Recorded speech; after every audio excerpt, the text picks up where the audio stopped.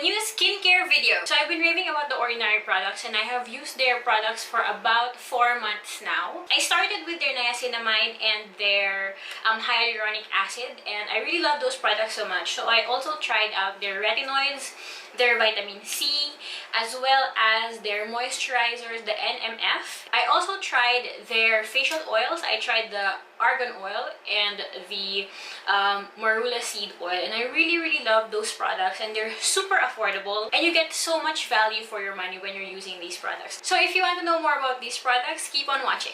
Oh, don't forget to subscribe to the channel and also hit that little bell button so you'll always know if your tita in China has uploaded a new video, and my social media links are also down below. I was actually thinking of ways on how to divide this video so we'll be able to make it more organized, and I initially thought about like telling you the categories like vitamin A, vitamin B, vitamin C, then acids, facial wash and stuff like that. But I think it's easier, since we're also doing a review, if we just go through it step by step on how I use these products, in what order I use these products, and also I'll be able to tell you what these products are for and if you yourself need it. Okay, let's start with cleansers. I know that I said that we're going to be reviewing only the Ordinary products today, but I did also say that we're going to go through my entire routine. So it includes cleansers that I am not using from the Ordinary. So let's just go through this really quickly and then we'll go to the main part. For daytime cleansing, I use the Body Shop Vitamin E Facial Cleanser. It's a cream cleanser. I'm not really that dirty in the morning. I mean, I've just slept all night anyway, and the next day, all I need to do is sort of refresh my face and make sure that if there was any flakiness from the retinol I've been using the night before, that I'm going to wash it off with this. And I also just feel better if I know that I washed my face, so I use this one in the morning. So at night, when I'm removing my makeup or my SPF and the entire dirt pollution of the entire China that is stuck on my face, I prefer to do a double cleanse. I use the Body Shop Chamomile Cleansing Butter, or I also use the Silky Cleansing Oil. This is for my first cleanse. This just immediately removes the makeup. It melts the makeup on your face or the SPF on your face or whatever else impurities is on your face. I follow it up with the Seaweed Gel Cleanser, and this just removes what other residue is there to give you a really clean face without stripping the natural oils on your face. Okay, moving on. For daytime, so my daytime skincare routine is very simple. I try to get out of the door as quickly as I can, but also because in the daytime, you don't really need to do anything but to protect your skin from the sun and also to keep it moisturized. So in the morning after I cleanse, I start with the Ordinary Glycolic Acid 7%. This is a toner formulation, so all I do is I put it on a cotton pad, but I actually prefer just using it on my hands and then just tapping it onto my face. On days that I have to deal with a breakout, I skip the glycolic acid and go for the salicylic acid solution, 2%. So for the salicylic acid, instead of putting it on a cotton pad, it's actually a serum formulation. So you either like drop it all over your face, which I don't really like to do. I feel like it's a bit messy. I prefer to put it on my palms, rub it, and then put it all over my face. You can also just use it on the spots or on the areas that you're dealing with the breakout. This is a watery toner formulation, while this is a serum formulation, but they're actually both the same thing. Glycolic acid is a AHA, alpha hydroxy acid, while the salicylic acid is a BHA, a beta hydroxy acid. Both work to give you a clearer, brighter complexion. AHAs and BHAs are chemical exfoliants, and they work by removing the most surface layer of your skin. The very surface of our skin is actually made up of dead skin cells, and there's a substance that holds them together like glue. When you put either AHA or BHA on top of that, that glue sort of becomes loose and allows the skin to be exfoliated or removed. What is revealed underneath is new skin, and it's more supple, it's more radiant, and it's brighter. So what's the difference between an AHA and a BHA? An AHA can only stay at the very surface level of your skin. It cannot go into your pores. While a BHA, because it is oil soluble, can do that. And if you are the type of person who is prone to acne and breakouts, you will want to have salicylic acid in your arsenal because it can really go into your pores, minimize sebum production, and clean out the gunk that is causing your breakouts. I myself have dry skin and I'm not particularly acne prone, so I never thought that I would use the salicylic acid. However, when I started using it, especially to deal with some of the breakouts that I get like from pollution or from using the wrong makeup products or letting my makeup stay too long on my face. When I started using this, I actually saw that my skin got much better, much clearer, and it just happened much faster than when I was just using the AHA. So I think whether you're acne prone or not, it's always good that you have salicylic acid. It's not that expensive to begin with, and a little goes a really long way. So after I do my AHA or my BHA, I move on to a vitamin C serum, and the first one I got from The Ordinary is the ascorbic acid 8% and alpha-arbutin 2%. This is just generally to lighten, to brighten your skin, and also to deal with discoloration anywhere on your face. Ascorbic acid or vitamin C is a very strong antioxidant. It helps protect you from the sun. It makes your SPF work so much better, and it actually helps in the process of the creation of collagen within your skin, which keeps your skin bouncy and youthful. Because as soon as the sun's rays hits your skin and creates oxidative stress on it, the vitamin C is already there to help protect and rebuild the skin. And that is how it makes your SPF work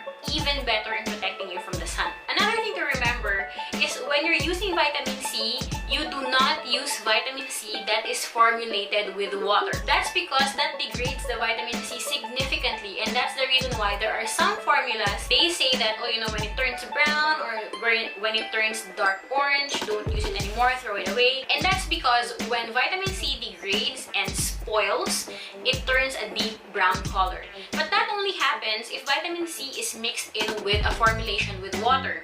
The Ordinary, it's nice because this formulation is actually oil-free and water-free, and it maintains the stability of that vitamin C because it is not in contact with water in any way. So if you're looking for a vitamin C serum, this is actually a really good recommendation. However, let me just tell you that this does not sink in quickly.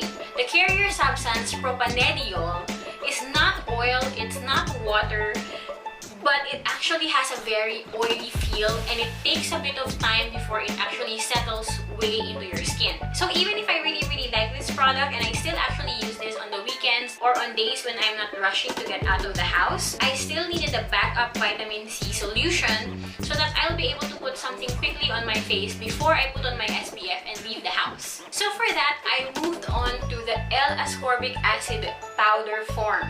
This is 100% vitamin C in powder form, and what I do is I mix just a tiny bit of it into some hyaluronic acid or some face oils depending on what my skin feels like for that day. You use only a tiny bit of it. It comes with this spoon, and this is actually way too much than what you would usually need for just your face, you know, for just one face. If this is like the bowl of the spoon, what I do is I use the other end, and I use only about this much. Mix it with some face oils or hyaluronic acid, and you put that all over your face. Let it dry for a few seconds, and then you can put on your SPF on top of that. Because this is a powder, you can mix it with any other skincare. It's a very fine mesh, and it's going to mix in with any of your products. I actually prefer using the alpha-arbutin 2%. because it mimics the same kind of formulation as the serum that I really like but I found really oily. Alpha-arbutin is actually a very good substitute for hydroquinone, which is what you use if you want to lighten some hyperpigmented spots on your face. I have some hyperpigmentation here and also around the mouth. And I noticed that as I age, and I'm in my 30s now, that those spots are becoming harder and harder to treat. They're also becoming darker. So I thought that I need to really start treating them, and I really need to take care of that part of my skin, that issue with my skin. And that's the reason why I introduced alpha-arbutin into my skincare routine mixed with my vitamin C. It's actually not as bad as it used to be. For my daytime skincare routine, I cleanse and then I go on with either an AHA or a BHA. After that, I put on a vitamin C product, either of the vitamin C serum, or I mix some vitamin C powder with alpha-arbutin 2% in hyaluronic acid, and I put that all over my face. There are also days when I would mix my vitamin C with some virgin marula oil, which is a face oil. It's very light, it sinks into your skin really well, and just gives you a more hydrated, glowing radiance that is not oily, not greasy. After that, I put on an SPF and I use a Body Shop Skin Defense SPF 50. I already showed you that in my last video, and that for me is like the best. No white cast. It's just the best sunscreen out there. It doesn't give me any breakouts or whatnot. But if I need to reapply, and you do need to really reapply your sunscreen after 2 or 3 hours, I have this in my bag. It is the Skin Defense SPF 45. So all you have to do is like spray this all over your face. Maybe for me, I just do like 3 spritz all over my face and tap it in. And even if you're wearing makeup, it just sinks in really quickly. Not being more vigilant with my sunscreen is actually one of my skin regrets, because protecting your skin from the sun is really one of the most basic things that you can do to maintain the youthfulness, the bounce, and the texture of your skin. Before, I thought that you put your SPF in the morning before you leave the house and you're good for the entire day. But actually, especially if you're using a chemical sunscreen, it actually degrades over time, and you really have to reapply your sunscreen. Also, even if you're not using a chemical sunscreen, you wipe your face, you sweat, you put your glasses on and off, and you kind of dab your face or whatnot. So mineral sunscreen will also eventually wipe off from your face. So it's really good for you to reapply sometime around lunchtime, especially if you're going out during those times and the sun is really, really intense. So at night after my double cleanse, I usually go in with a more moisturizing, hydrating toner. And this is the Body Shop Vitamin E toner. I just put this either in a cotton pad or on my hands, then tap it all over my face. So after that, I go in with a retinoid, and I'm using right now the Grand Active Retinoid 2% Emulsion. So a little backstory, back when I turned 30, I noticed that the texture of my skin is just really dull.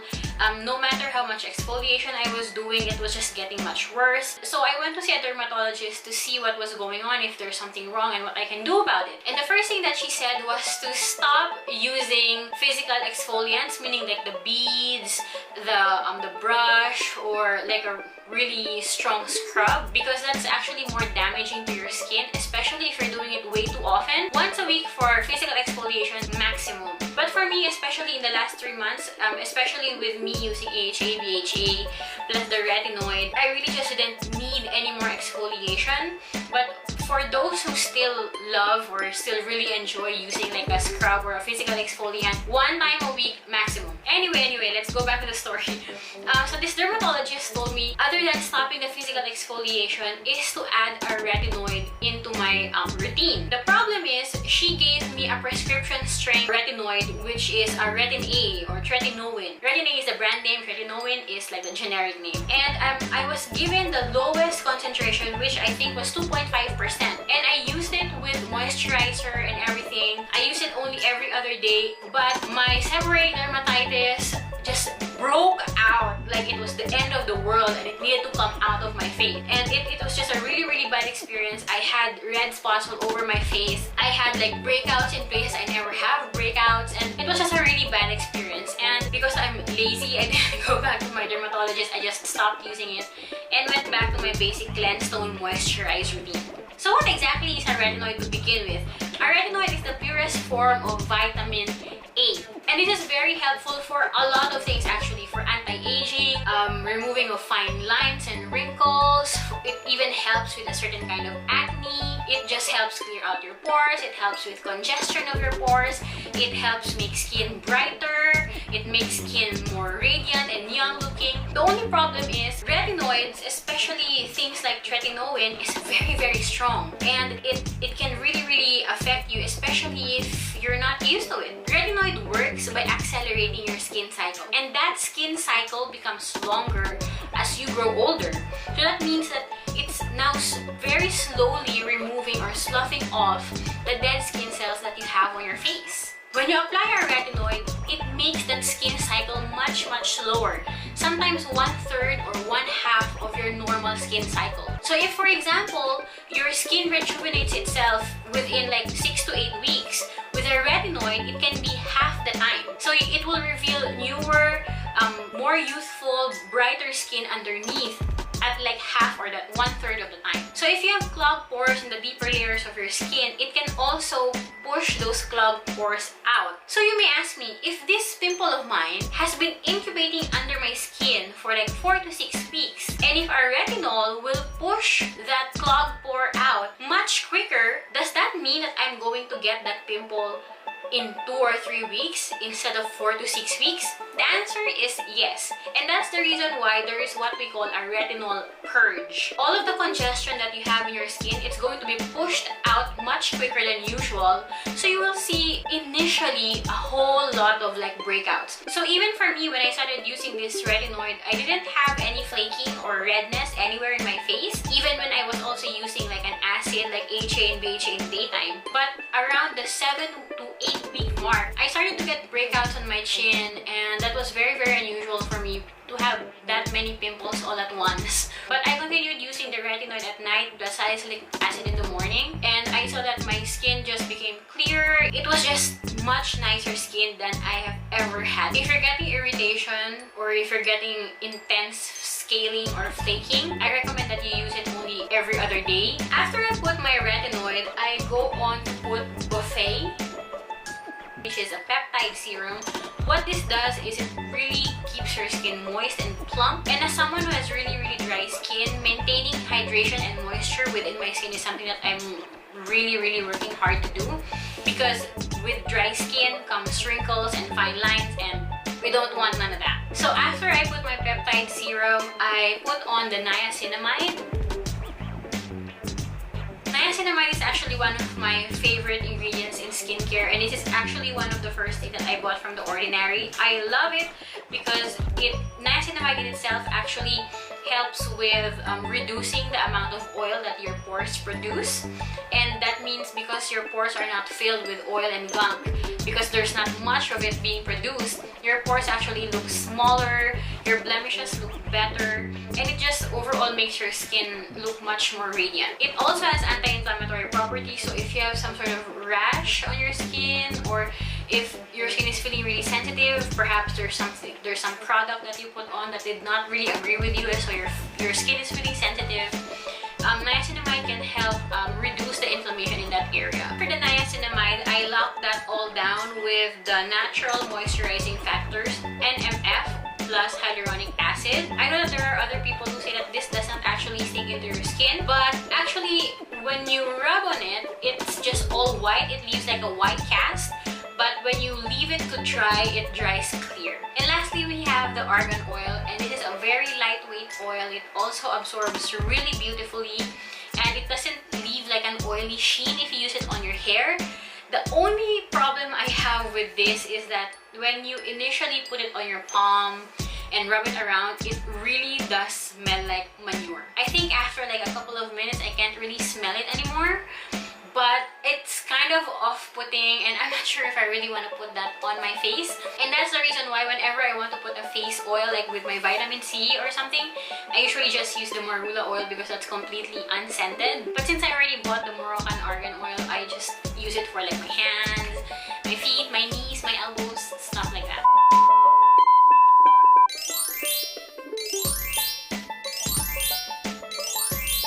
So that's all the products that I have from The Ordinary, and I'm really happy with this brand. Even if, you know, it's not perfect, there are some things that I definitely wish I knew beforehand, so that I'll be able to be well prepared when it comes to purchasing these things. All in all, I'm really satisfied with all of the products. Even the stinky Moroccan argan oil, I still find so much use for it, and I mean, for the amount of money that you pay for it, it's really not that much. And with those kinds of prices, you really can afford to experiment, check out what works for you, and, you know, like create a skincare routine that doesn't really break the bank. A few notes though, especially if you're going to try the glycolic acid toner, which is really good, and the vitamin C powder, there really is a definitive tingling sensation. And if you're super sensitive, you might even think that it's a stinging sensation. And that's because it's an acid. Both vitamin C, ascorbic acid, and the glycolic acid, they're both acids, and they're very low on the pH scale, so it's going to sting your skin if you're very sensitive. However, your tolerance does build up, wash it off if it's too much. That's number one. Or you can use it every other day or even just 2 or 3 times a week. And that goes the same with other active ingredients like the retinol. If you're getting flaking, irritation, and you're feeling like it's a little bit uncomfortable for you, you can always build up your tolerance to it by using it every other day or by using just a small amount in the beginning and eventually just build up your tolerance. So that's it, guys. That's our video for today. If you like this video, if you found this video in any way helpful, please give me a thumbs up, or you can share this with your friends who are also skincare buffs or who are looking to buy the ordinary products and they're just not sure whether it's good for Filipino skin or whatnot, you know, or if there's anything wrong in the video, in the information or the research that I got, please comment down below. Let's have a conversation. Skincare is something really personal and it's good to know what other people's opinions are. Thank you for watching, guys. That's it for today. 下次见!